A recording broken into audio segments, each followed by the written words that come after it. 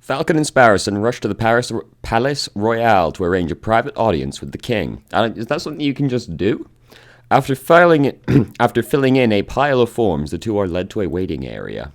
Well, it still sounds surprisingly easy. Are you here to see the king? That's right. Okay, take a number and wait to be called. Take a number. Yep. Just wait your turn. More fools who have come to see the king? Let me guess. Lawyers. That's right. How did you... Hey, I know you. You're the Prime Minister. Monsieur Guizot, probably, actually. Oh, wow. You're right, Sparrowson. It's an honor to meet you, Prime Minister. Spare the formalities. You two are here to offer the king legal aid, aren't you? Yep, we're going to offer him assistance for the upcoming rebellion. Let me give you a word of advice. Don't bother. Excuse me? The king doesn't take kindly to any form of criticism. He buries his head so far in the sand that one could swear he is an ostrich. One would think that even 7 assassination attempts would be enough for a man to learn that he is detested. With all due respect, Prime Minister, I think the King of France is mature enough to not let his ego get in the way of his senses. So one would think... 24. That's us. It was a pleasure meeting you, monsieur. Good luck. You'll need it. 24, calling number 24. Good day, your majesty. Good day, messieurs. Can I help you with something? Oh, I probably should have prepared a speech beforehand. That would have been smart, huh? Just wing it. Right, let's see. How to start. Your majesty, what I'm about to say is of utmost importance. Please listen closely. Okay, I'm listening. Why are you carrying an egg with him? There's a storm on the horizon. Shit's about to go down, was tempting though. There's a storm coming. Rebels are plotting your downfall, and many believe that a serious uprising is imminent. Imminent, you say? Goodness. We humbly offer our aid. We are sure that such a pitiful revolt will blow over in no time at all. Nonetheless, we would like to humbly offer our aid as lawyers. We may be of great use to the throne in this troublesome time. I think I understand. You do? I understand that you are a pair of con artists attempting to screw a self-made bourgeoisie out of hard-earned cash. You have some nerve to even imply that my people hate me. I am the citizen king. I am beloved by all. Beloved kings tend to experience fewer assassination attempts. Beck, have these two crooks thrown in jail. Maybe that will teach them a thing or two about respect. Right away, your majesty. You can't be serious. Well, that went well. Oh, he was serious. Well, this is another fine mess you've gotten me into. There's no need for us at the Attitude Sparrowson. We won't be in here for long. Once we receive a court hearing, the judges will no doubt dismiss our charges instantly. How long will it take for us to get a court hearing? Tell me that, Monsieur Smarty Pants. A week or so, I'm guessing? I can see why that might be a problem. The revolution could be in full swing by then. What to do? We could try escaping. Don't be ridiculous. Nobody has ever escaped from the concierge before. Ah, but nobody has ever locked the genius Sparrowson and his witty lackey Falcon in the same jail cell before. It's an absurd suggestion. Got any better ideas? Okay, let's break out of prison. Fantastic. Alright. What's this? There's a bit of scrap metal in this hole. I think it broke off an iron shackle. We could dig through the stone walls with this. See, it's all scratchy. That may actually work, if we had a decade or two. So that's a maybe on the stone digging scheme. Well, keep it in mind in case the king decides to go all Count of Monte Cristo on us. A ledge! Give me a leg up and I can grab on and shimmy my way over. Let's be honest, Sparrowson, neither of us have the physical prowess to shimmy anywhere. A fireplace. It's been bricked up, so escaping up the chimney isn't an option. Look, Falcon, a loose brick. We could wait for a guard to transfer us to some place, sneak up behind, and then we get a death sentence for murder. I think not. Let's search harder. There's a little dent here. One of us could hide. Hide? What would that accomplish? Well, a guard would eventually come in and be like, where's the other prisoner? And then we could use the momentary confusion to push him over and escape. Do you really think an experienced guard would be confused by a prisoner hiding in a little hole in the wall? We could do better. Damn. Breaking out of prison is hard. I give up. So soon? Yes, trying to escape from a notoriously inescapable prison wasn't the smartest plan. Well, well, well. That voice. That condescending tone. Just what are you two bird brains doing? Severin, are you alright? Yes, I'm fine. The injuries I sustained were mostly superficial. The doctor advised me not to do anything strenuous anytime soon, but he gave the all-clear for returning to my job. So tell me, why did I get a memo informing me that J.J. Falcon and Spowerson were held in the concierge for treason? It's all Falcon's fault, naturally. I figured that if a revolution is inevitable, then we should do our best to ensure that the uprising proceeds in an organized manner. The less bloodshed, the better. Okay, so what did you do? We offered the king our assistance. We said that we would defend him in court if and when such a need arises. Well, we didn't quite use those words. Isn't the first time the king has had someone imprisoned for something so pointless. What a pig-headed fool. Consider your charges dropped. Alright, let's get out of here. Hold on. You've caught my interest with this idea of yours, a bloodless revolution. You are absolutely right that if the king is captured, the citizens would evolve into an unruly mob of animals. We should prepare for a formal trial. No, we should preempt it. We? You're going to help us? Of course. This isn't a task that can be handled by two birds alone. What do you mean by preempt, Severin? We go on the offensive. We charge the king with crimes against the French people before the rebels can even act. We can do that? We can certainly try. I'll start building a case against the king. This does seem a little... I feel like this is also likely to get you arrested for treason, but you know. My arguments will be focused on the king's gluttonous and irreverent fiscal policies. His lack of commitment to his socio-political promises. His overall ineptitude and irresponsibility on all facets of his duties as a monarchical ruler. And obviously his denial of universal suffrage. Obviously. How am I supposed to defend the king from all that? You can't. If you try to argue with the logic and facts, this hypothetical trial will inevitably result in a landslide guilty verdict. So I suggest you take a different approach, appeal to the king's character, try to win the people's hearts with tales of the beloved king, citizen king. He hasn't been killed the citizen king for like 10 years? It was just a suggestion. But consider this, you don't need to win the case, you just need to make a strong enough argument that the trial is fair. All that remains is ensuring the king can be peacefully brought to the courthouse when the protest starts to turn violent. That's a job for the police and royal guard. I'll inform Inspector Volretti of our plans so that he can prepare accordingly. At least I would if I could find him. Inspector Volretti is missing. Apparently. He's taken an informal leave of absence since Wednesday. Hold on, Falcon. One thing eludes me. As you probably figured, Inspector Volretti had me perform an investigation into your past. He thought you were the Viridian killer, crazy as it sounds. And, well, I'm sorry for doing that. It is quite invasive of me, but I can't help but wonder, why did you change your name around 1830? Because I was ashamed, I suppose. I had a family name to live up to. My grandfather was something of a successful lawyer. So when I turned up to my classes at law school, people would gawp at me. They would say, "Wow, you must have big shoes to fill, and your grandfather would be so proud." But I was a terrible law student, mediocre at best. I knew that, deep down, I would never be half the man my grandfather was. Fascinating. I had no idea. Who was your grandfather, if you don't mind me asking, Falcon?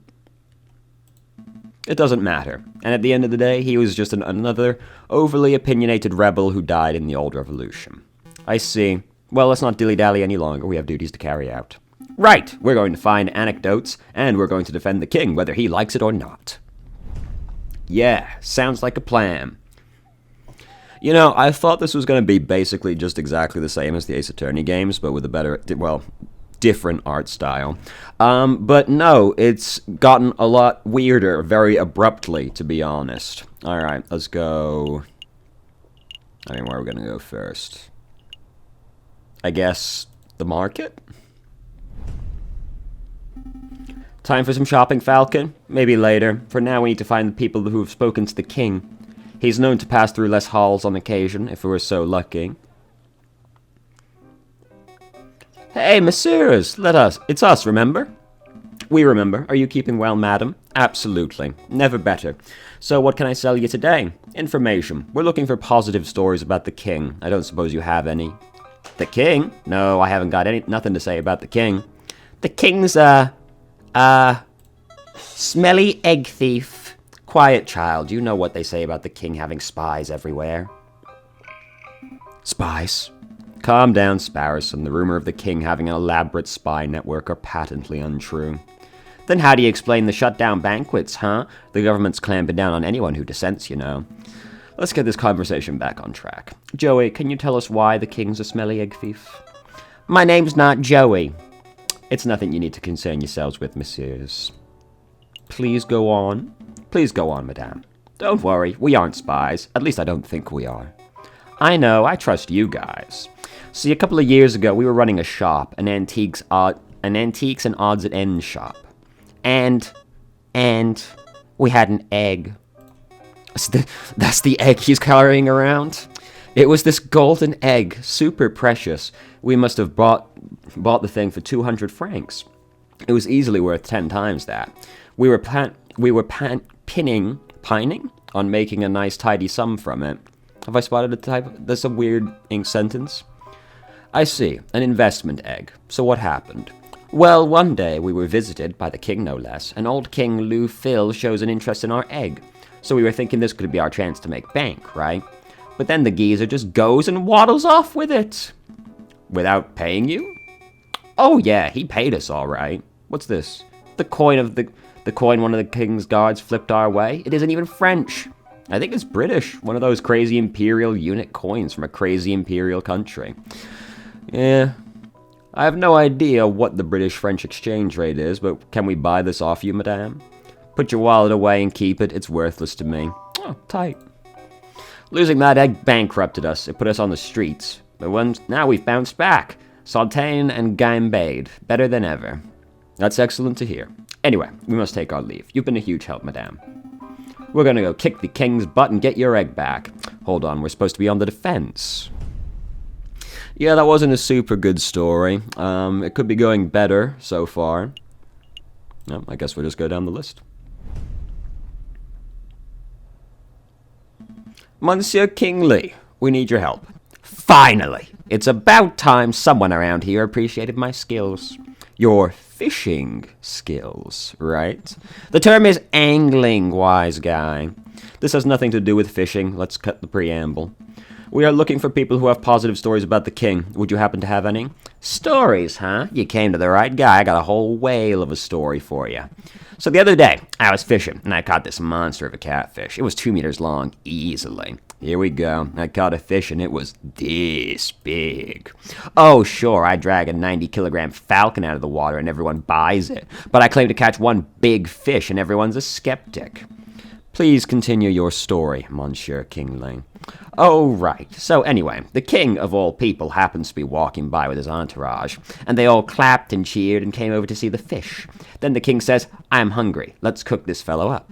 And then he just walks off with my fish. Can you believe that? Yeah, I can believe that. It seems like something a royal penguin would do. Did you at least get paid for the fish? Oh yeah, one of the guards was kind enough to flip 1 franc my way. 1 franc! He may as well have just flipped me the bird. No offense. So the king supports the local fishing industry. I'm writing this down. Ah, of course. I have no idea if this story will be of any use to us, but we appreciate your time, monsieur. Good day to you. Bye, monsieur fisherman. Hey, don't call me a fisherman. All right, so, you know, that's a charitable enough way to spin that. Okay, here we go. Nathan never let us down for useful information. I'm sure he's got something interesting and pleasant to say about the king. Oh, it's you, messieurs. Perhaps you will surprise me today and actually ask to take out a book. Nope, just the usual today, an endless stream of questions. You two need an encyclopedia. Well, go on then, ask whatever drivel you want to ask. Is the king a good leader? From your well-educated standpoint, is King Louis-Philippe a good leader as far as leaders go? Well, I can't fault the king's pro-business spirit. The big industry leaders love him. Oh, this sounds promising. Of course, this comes at the expense of everyone who isn't bourgeoisie. The wealth divide is stronger than ever. Maybe not. You can forget about socially progressive policies the king signs off on all of Gizoy's backward-thinking policies. And of course, in terms of leadership and charisma, the king is about as personable as a rotten pear. That'll do, monsieur. A simple no would have sufficed. Have you ever met the king? I have. As a matter of fact, he occasionally drops by this library to check out books. Unlike some people. What sort of books does he check out, monsieur? Thick books. I believe the last one he checked out was An Expansive History of the Macedonian Empire. I had no idea that the Majesty was so interested in academic history. I'll make a note. King Louis Philippe is a well-read and intelligent man. It must be said that the books are usually returned with footprints on the cover. This leads me to believe that the king may just use them to stand on during speeches. Oh. We'll just leave that part out. That's a good enough spin as well. Was there anything else? That's all. Thank you for your time and patience, monsieur. I look forward to your next round of idiotic questions. I really do. It seems like he's probably the only interaction he gets, if we're being honest. Yeah, alright, the palace next. Let's go. Excuse me, Judge Maxime. Oh, hello, Falcon. Nice work on that catacombs business. Word has really spread about your impromptu lawyering skills. Really? I'm gaining a reputation. Hey, I helped too. Of course you did, Robinton? Sparrowson. Right, Sparrington.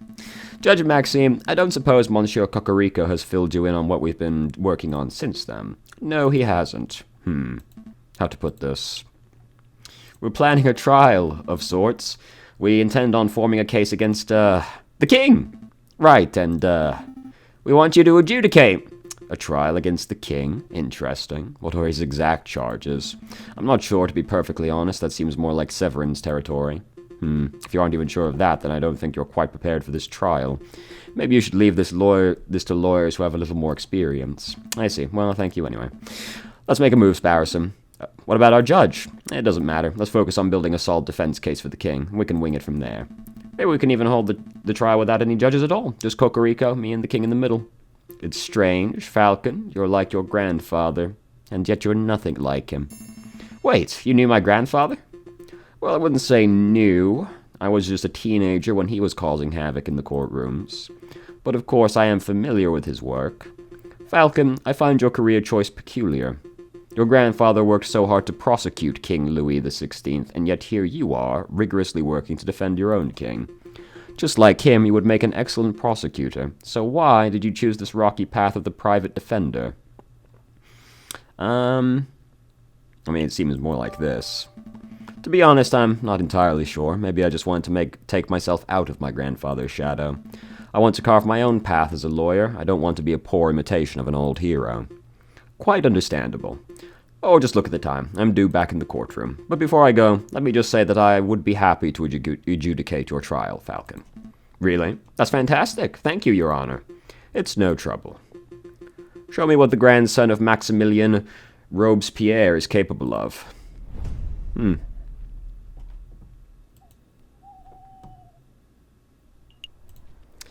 Alright. Oh yeah, I keep forgetting what this place is called. Ah, just the dodo I wanted to see. To be honest, I've wondered what animal she was this entire time. Madame Quesnel, quick question. Have you ever served the King of France? Ha ha ha ha! Good one, hon, that's hilarious. Me serving the king, me! Would you like some wine, Your Majesty? I can't wait to serve the King of Denmark. I think that was a no. And I think you might be right. Well, up to the drinking room we go. Inspector Valretti? Hello, Inspector. Falcon! J! Oh, skip the last part. Yes. I think I made a mistake. I'll say, do I see 2 empty bottles of Russian vodka? It's a mystery how you're still standing. No! Listen. This is important. Inspector, maybe we should have this conversation when you're a little more sober. No, Falcon. Listen. Falcon, I thought you were the Ricard Warden killer. The what? The Viridian killer. The man who injured me in the July Revolution. You thought I was the Viridian killer? How did you even come to that conclusion? I saw that. You changed your name around 1830 and You made an assumption. Wait, is this why you gave Severin a tip-off? Were you trying to lure the animal out of me or something? I'm sorry, Falcon. It was a mistake. Dear, forgive me. Yes. Yeah, sure. I forgive you for assuming that I'm a mass murderer and then nearly killing me and Severin in order to prove it. Oh, thank you, Falcon. Now listen closely, Inspector. I have a favor to ask of you. A favor? For you, JJ? Anything? Maybe we should wait until the Inspector is a little more coherent. No! I want to help. I must pay my debt. Excellent. So Severin and I are planning a case, a very big case, against the King of France. We intend on trying him before the rebels can get the hands on him. When the rebellion starts, we would like you to bring the king to the courthouse. Do you think that can be done? Inspector? Treason! You're sympathizers to the rebel cause. This isn't treason, Inspector. We're ensuring the safest outcome to an inevitable revolution. You are treason. You are treason. You're scum. Told you. Incoherent. Yeah, I guess you were right, Sparrowson. Well, Inspector, maybe you should contact us if you change your mind. And once you've sobered up. Alright, let's get out of here. Are we ready to hit the road? Yes. Alright, just R&M to go.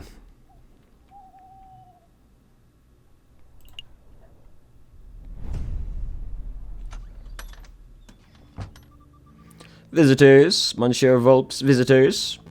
If it isn't Monsieur Falcon and Monsieur Sparrowson, how can I help you today? We're doing very well, Monsieur, but we don't have much time, so let me cut to the chase. We are collecting positive anecdotes about the king. Would you happen to have any? Positive anecdotes? How curious. As it happens, I have met the king twice. Once, as you know, when I was in my Juan second name persona. Oh, right, of course. I don't think that story will be of any use to us. What was the other incident? I can tell you, but there is a price. Are you serious? You are such a money grabber. A fox. Oh, I just adjusted the size of the window, didn't I? Hold on.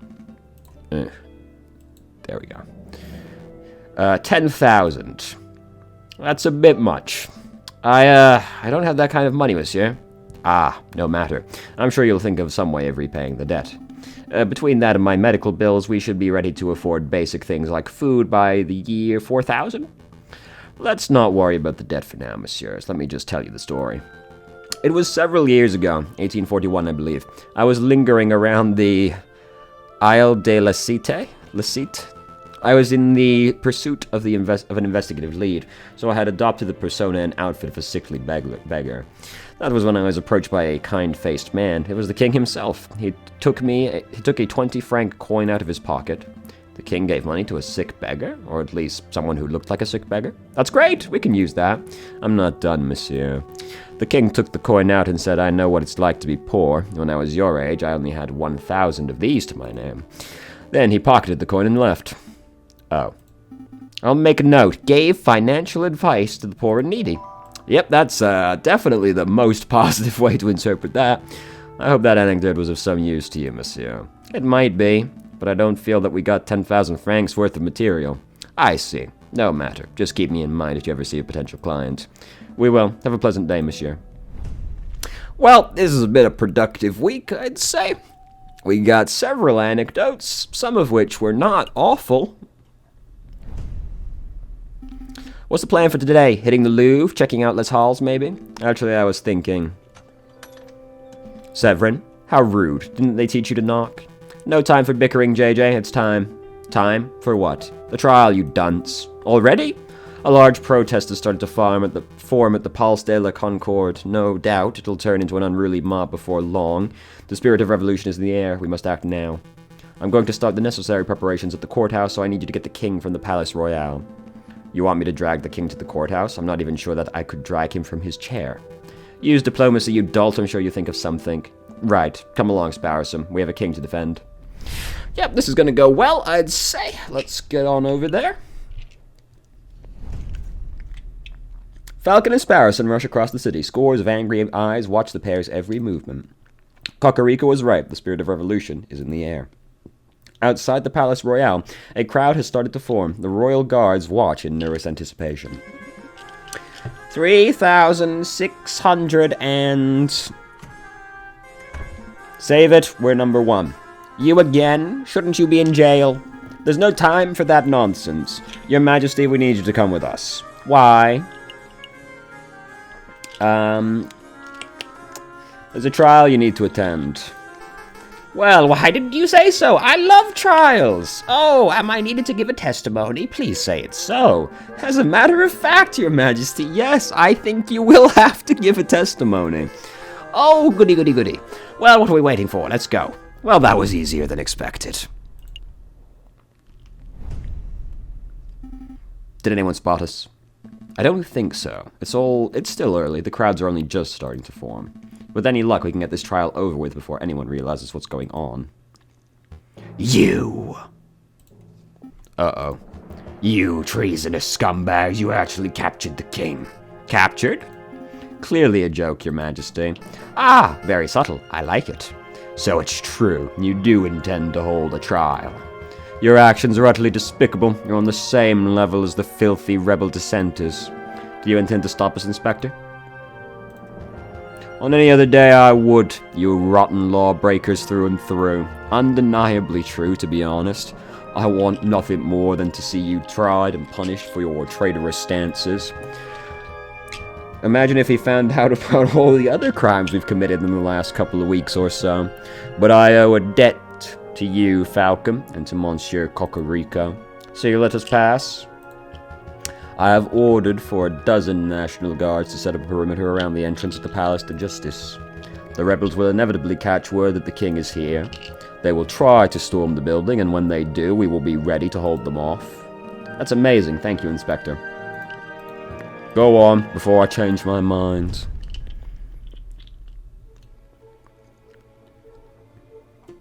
Alright, settle down, everyone, settle down. Oh, should I be standing here? Am I in the right place? Where you are is perfect, Your Majesty. Now, is everyone here? J.J. Falcon present, the defense is ready, Your Honor.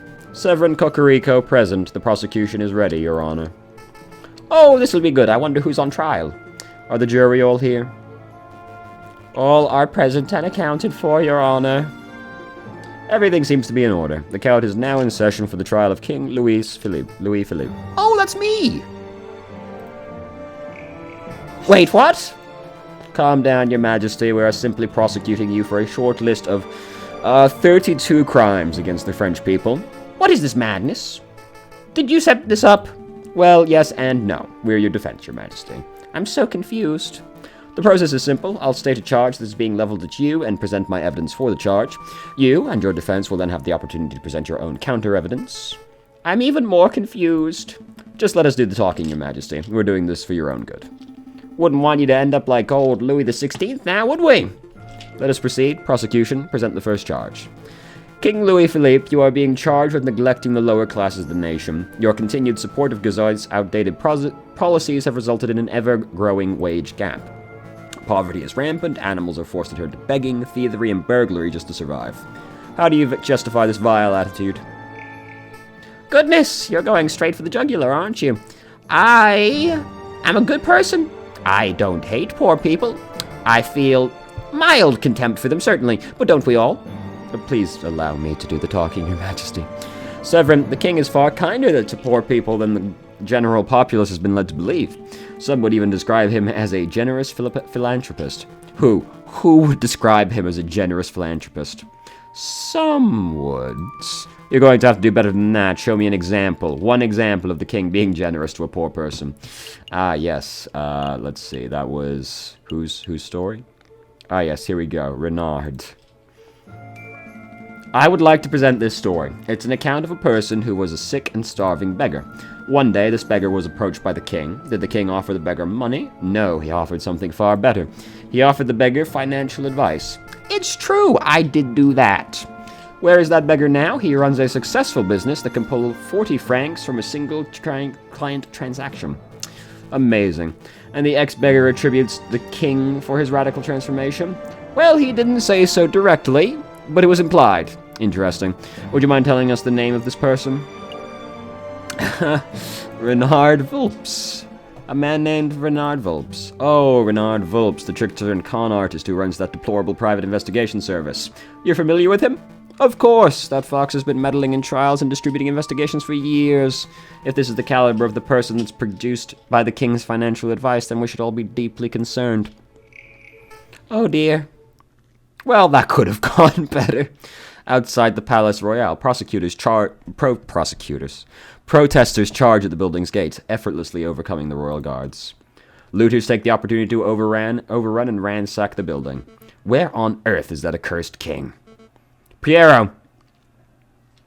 No sign of him, ma'am. Rumor is that he's gone and fled the building, same as Gizoy. The Prime Minister and the King both fled before we even started the assault. How is that even possible? Madame Beaumont, I found someone who may be of use to us. Oh dear. A royal guard? Nice find, Fontaine. Speak, Duck. Tell us where the king is. Ha! You think me a common turncoat? I would have you know that I am the mighty Officer Beck. I would sooner die than betray my country. Okay.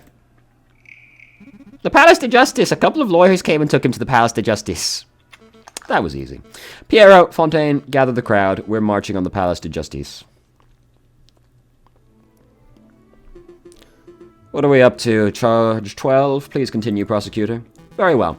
King Louis Philippe, you stand accused of crushing small businesses in favor of supporting wealthier industry giants. Such a nepotic attitude only serves to discourage people from forming their own enterprises. I disagree. As a self-made businessman, the king has constantly shown his support for all businesses, big and small. Another ludicrous assertion from the defense. Prove me wrong, JJ. When has the king ever shown support for a grassroots business? Well, we're gonna probably have to go with this one, right? Yeah. Oh no, yes, supports local fishing industries. I would like to present this story. It's the account of a fisherman. Angler, who recently caught an enormous catfish from the Seine. Some would say the fish was large as 2 meters. Upon catching the fish, the king congratulated the man and offered him compensation for his efforts. Compensation for his efforts? You mean he bought the fish? In so many words, yes. Well, putting aside how weak of an example that is of a man supporting local businesses, I see a much more pressing issue. There's no way that a fisherman caught a 2-meter catfish from the Seine. What if he had killer bait? Let's say a box of high-end chocolates. Ludicrous. No one would be stupid enough to use chocolates as fishing bait. You guys can't be serious. Yeah, it's kind of going to shit, huh? Outside the doors of the Tribunal de Grande, Inspector Valetti watches the ever-growing crowd of protesters. The National Guard poise their bayonets, keeping the angry mob at bay. Disgusting rabble, the lot of them. Oh, it looks like the guards are letting someone through. An emissary of the rebels, or perhaps one who considers themselves a leader. Are you the officer in charge of this barricade? I am. I came to talk to you directly. I feel we can settle this maturely. No violence, no casualties. Wouldn't that be marvelous? We only have one demand, that you, that is, you stand aside and let me escort the king out of the building. Grant me that, and I will order the crowd to disperse. I don't know if this is your first revolution, mademoiselle, but it certainly isn't mine. If your protesters want the king, then they will have to get past the line of National Guards. And I don't think your people have the skill, equipment, or raw numbers to accomplish such a feat.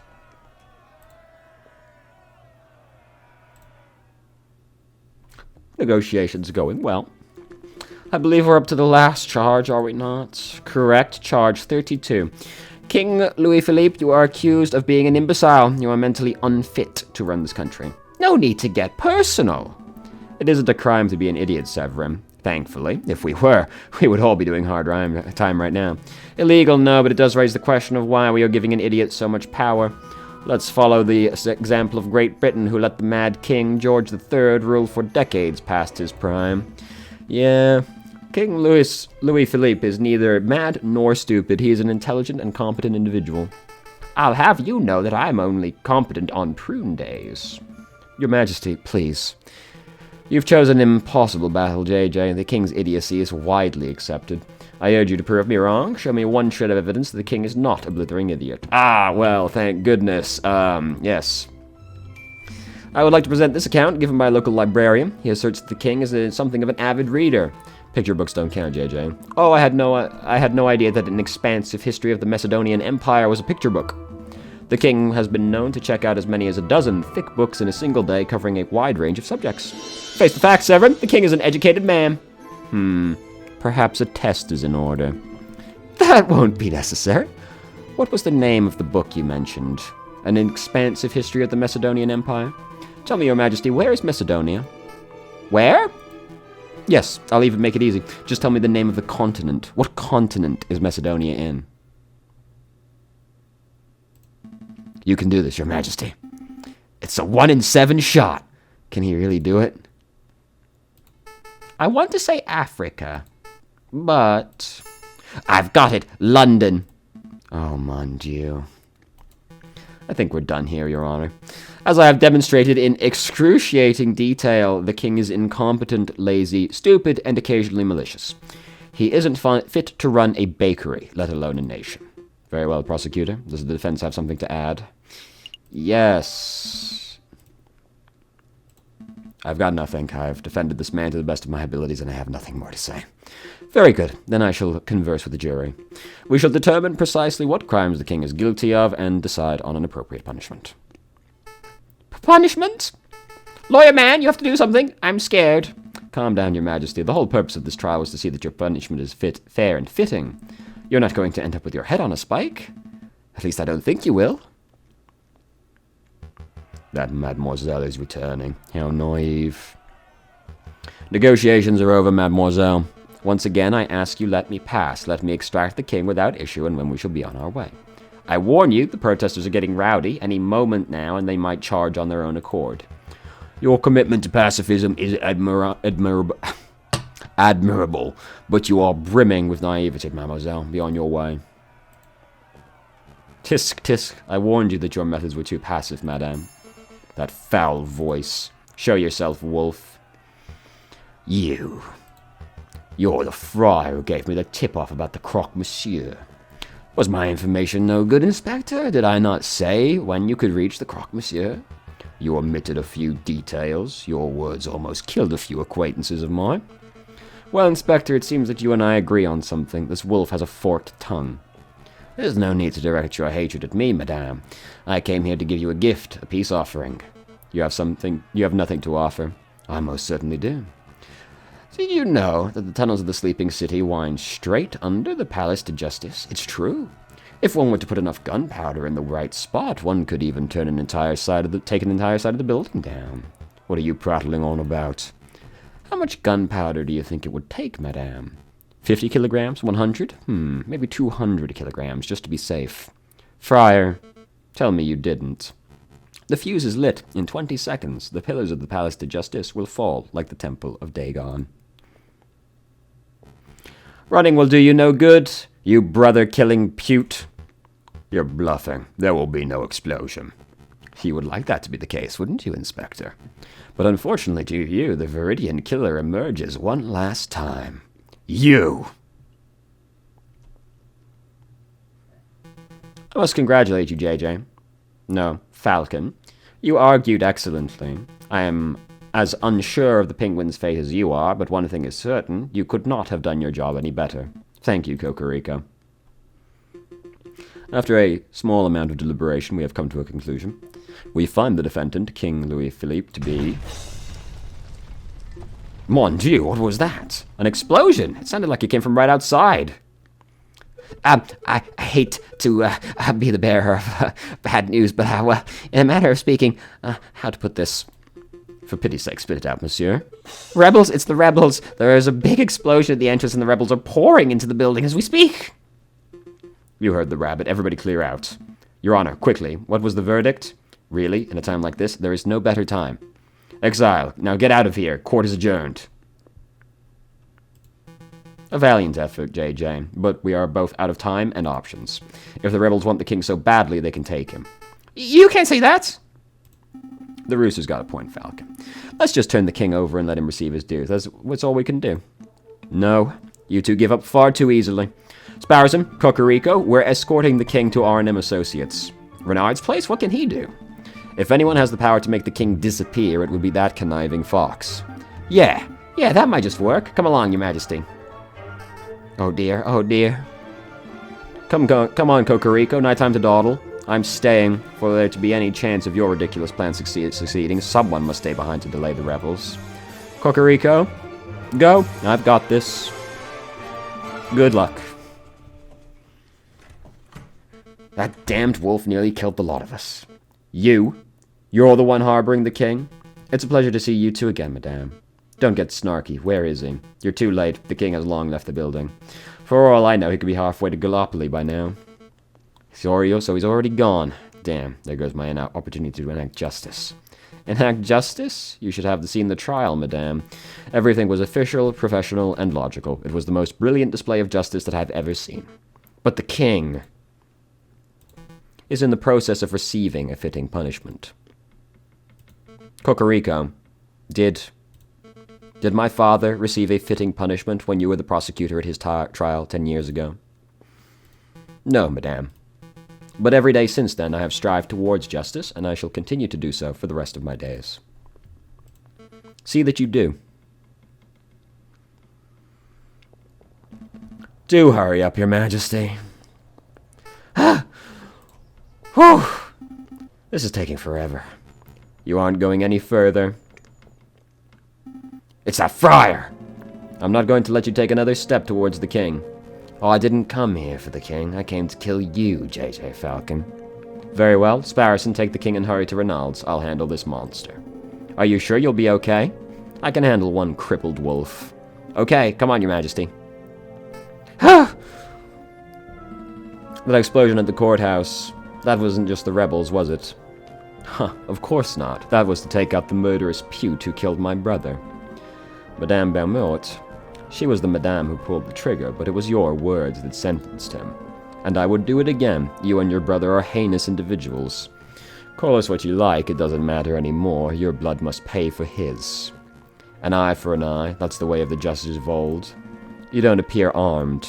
I don't need a gun or a sword to kill you. There are 100 kilograms of gunpowder beneath our very feet. One more step and this entire area will go... Vile scum. Inspector, just in time. You look a little... singed. Well, that went a lot better than expected. Did you hear that explosion, Monsieur Volps? I did. It was as the rumor... It seems the rumors are true, Mousy. The revolution is in full swing. Go on, get in there. Visitors, Monsieur Volp, visitors. I wonder who... Oh my, King Louis Philippe. Good afternoon, your majesty. Are you Monsieur Volps? I am, and this is my companion, Mousy. It's a pleasure to make your acquaintance, your majesty. I must admit I rarely have gentlemen of your caliber in this office. Please have a seat, Please have a seat. Mousy, fetch his majesty some tea. Right away. I hear you can make people disappear. Yes, a new identity, a new face. Indeed, I can make that happen. Of course, there is a price. How much? Normally, such a service would cost 100 francs, but for you, your majesty, 10,000. 10,000 francs? I don't carry that sort of money on my person. I'm sure you can find a way. That crown on your head, an egg in your hand, would surely be enough to pay for this exquisite service. You are a crook, Monsieur Volps. Now, let's not call each other names. We are both grown men. Now, let's see. You'll need a disguise. Ah, here we go. Go put this on. Perfect! How do I look? Mousy, could you come in here for a moment? What is it, Monsieur Volps? Oh, who is this cockatoo? Where did King Louis Philippe go? You see, your majesty. It's that convincing? Of course, but we'll have to give you a new name and identity to match your look. We need a name that is original yet ordinary, subtle yet exquisite. John Smith? Brilliant, Mousy. Monsieur, your name is now John Smith. You are an upstanding English gentleman. Je m'appelle John Smith? That's no good. We'll have to work on your English accent. Repeat after me. My name is John Smith. My name is John Smith. Wow, did you grow up in London, Your Majesty? Your accent is impeccable. Really? Tell him, Mousy. I didn't understand any of it, so it must have been perfect English. Disguise, name, accent. I think we're all set. Are you ready, Mr. Smith? I don't think so. Of course you're ready. Flee, monsieur, flee. Take a horse to Calais, and from there, hire a boat to take you to the shores of England. Do you think you'll make it to England, Monsieur Volpes? With that disguise, Mousy, I think our client would be lucky to make it down the street. Come on, let's return this egg to Fontaine. Well, it all works out in the end.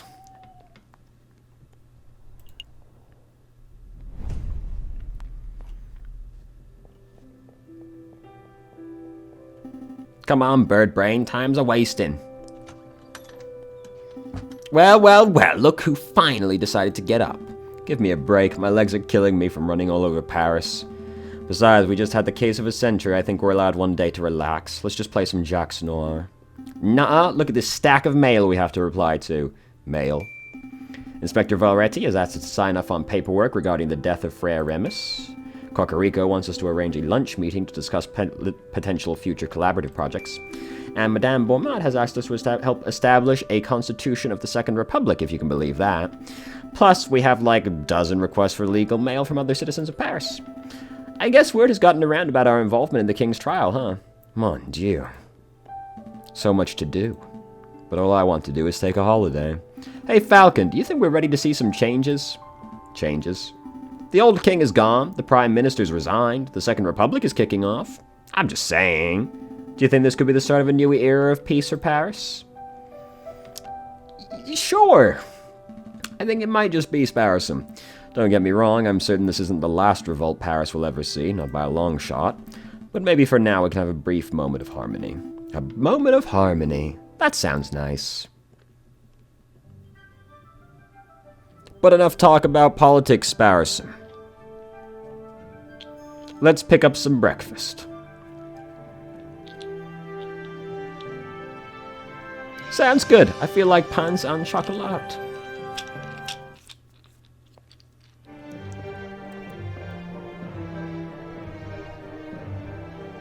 Oh, that's the end of the game. Oh, that was a very unclimactic, anticlimactic ending, I suppose.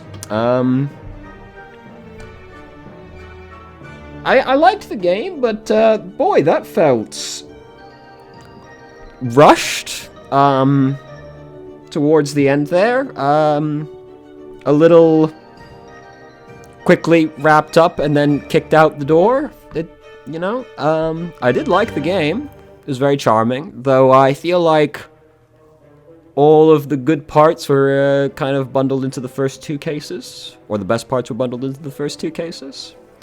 It's a little weird also, I mean, probably just from playing the Phoenix Wright games, that we got bait and switched in the first trial, and then nothing came of that later, even though, like, she's still out there, like, killing people, probably, you know? A little weird. You've reached the end of Route B. Ah, yes. The ending you received was determined by the decision you made. Ah, yes, of course.